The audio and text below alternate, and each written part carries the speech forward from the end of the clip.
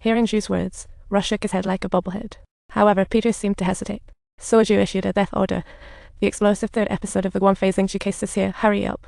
FBI Deputy Director Jamie tried to argue with all his hearing that someone was shot 6 times in a cornfield was such a ridiculous news pie that Peter could hardly believe it. Jamie had been in the FBI for 30 years. How could he possibly betray the White House? But Ross was thinking about it. After talking to Peter, he feared they'd be ants on a hot pan if Ju was a traitor.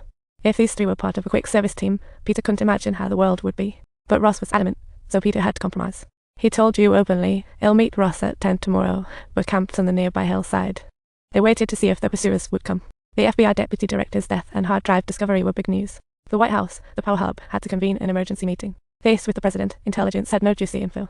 The president could only shoo everyone away, while Ju stayed behind completely clueless about Ross' situation, like a blind man trying to figure out an elephant. He wanted to ask the president what was going on, otherwise how could he deal with these living beings? The president thought for a moment, and waited. After a sleepless night, still no one. Peter explained to Ross, "I called Ju's private number. If he was a mole, we'd be trapped." Just as Peter was about to retreat, a sudden cry for help echoed from the forest and he instantly perked up. His inner monologue was something like, "I was just about to help you" or something. Being cautious, Peter and Ross kept quiet, pulled out binoculars, spotted a gun-wielding hero at the back door, and Peter handed them to Ross. Ross spotted Killer Paul instantly. Now at the cabin, Paul tossed a flash grenade in. Helen signed up for the chaos right away. Those 2 didn't gain anything beneficial, but Peter and Ross realized danger was closing in and quickly scrambled to pack. After the farce, Peter and Ross set a trap, returning to the White House to crack the hard drive and expose the inside scoop. Peter returned to the White House and handed the hard drive to Ju, who immediately performed his signature trick while issuing crowd control orders. Just then, the fun for the night intelligence group ran out of nowhere. It was Ross specifically wanting to talk to Ju. Ju left the cracking room, giving Peter a chance to slip in like a thief he was. Following a Ross note, he installed the wireless drive, while Ross made calls to drag his feet and simultaneously worked on the computer. The plan went off without a hitch as the secrets on the hard drive were successfully copied to Ross' computer. However, Peter completely forgot to unplug the wire. Just as Ju showed up, Peter's evidence got exposed. He was in real trouble now. This bold drama felt like a perfect murder plot. While the vice president's daughter planned to stab someone in the back, Peter's secret kept getting exposed, making him suspect Ju. He sent Ross to Joe for safekeeping. What Peter didn't know was that Ju had already planted GPS trackers in the car. Talk about burying one's head in the sand. Ross' hideout got exposed, and the assassins rushed in to deal with him, but Peter didn't tell anyone the truth.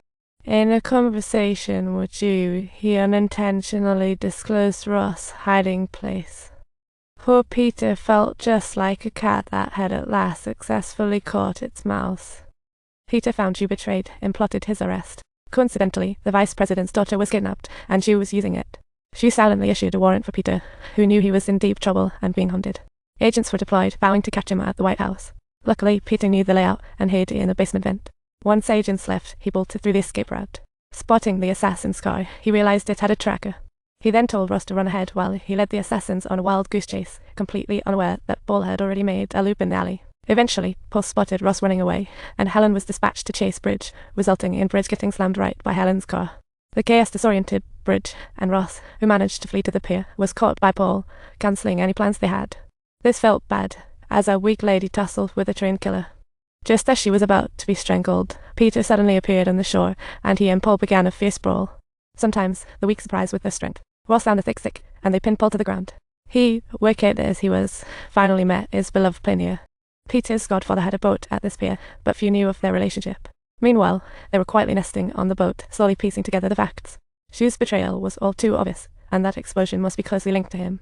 While they pondered strategies, FBI agent Black Girl quietly she followed clues to the docks, catching Peter red-handed. Peter was wanted, while Black Girl tracked the vice president's daughter.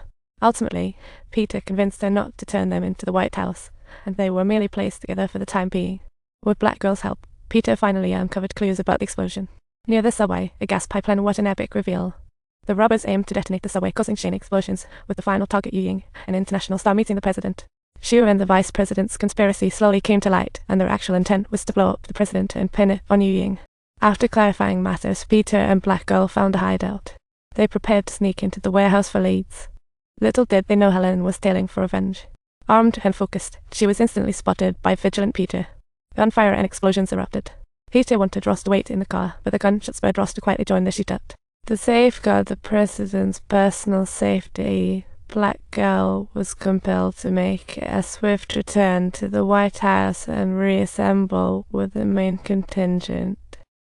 It was only when she boarded the plane that she was astonished to realize she was encompassed by unfamiliar faces.